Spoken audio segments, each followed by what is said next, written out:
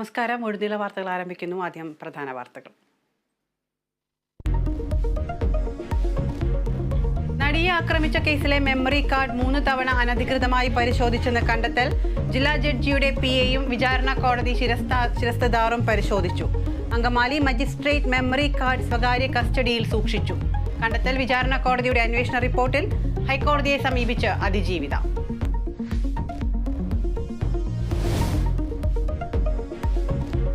Anil ആന്റണിക്കെതിരെ വെളിപ്പെടുത്തലുമായി PJ Kurian. പണമിടപാട് സംബന്ധിച്ച് ദലാൽ നന്ദകുമാർ സംസാരിച്ചിരുന്നുവെന്ന വെളിപ്പെടുത്തൽ അടിസ്ഥാനരഹിതമെന്ന അനിൽ ആന്റണി. ആരോപണങ്ങൾക്ക് പിന്നിൽ കുര്യന്റെ ബുദ്ധിയെന്നും മറുപടി. ഗൂഢാലോചന ആരോപണം തള്ളി ആന്റണി.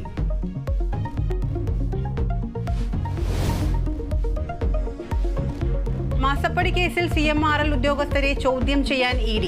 ഉദ്യോഗസ്ഥർക്ക് നോട്ടീസ് അയച്ചു. നാളെ കൊച്ചിയിൽ ഹാജരാകാൻ നിർദ്ദേശം. ഗവർണറെ അവഗണിച്ച സാങ്കേതിക സർവകലാശാല VC നിയമനത്തിന് സർക്കാർ. സെർച്ച് കമ്മിറ്റി രൂപീകരിക്കാൻ തീരുമാനം. യൂണിവേഴ്സിറ്റി UGC ഉന്നത വിദ്യാഭ്യാസ കൗൺസിൽ പ്രതിനിധികളെയും ഉൾപ്പെടുത്തും. ഉത്തരവ് രാഷ്ട്രപതി അനുമതി നിഷേധിച്ച ബില്ലിലെ വ്യവസ്ഥകൾ പ്രകാരം.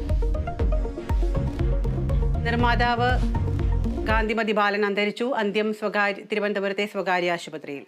വിട പറഞ്ഞത് ക്ലാസിക് സിനിമകളിലൂടെ ജനപ്രീതി നേടിയ നിർമ്മാതാവ്.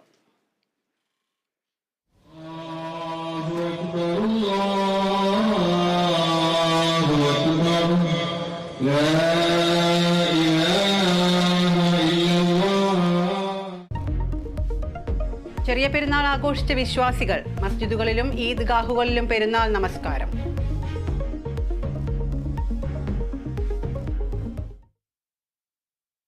വാർത്തയുടെ വിശദാംശങ്ങളിലേക്ക്. നടിയെ ആക്രമിച്ച കേസിൽ മെമ്മറി കാർഡ് ചോർന്ന സംഭവത്തിലെ അന്വേഷണ റിപ്പോർട്ടിലെ വിവരങ്ങൾ പുറത്ത്. മെമ്മറി കാർഡ് 3 തവണ അനധികൃതമായി പരിശോധിച്ചതായാണ് കണ്ടെത്തൽ.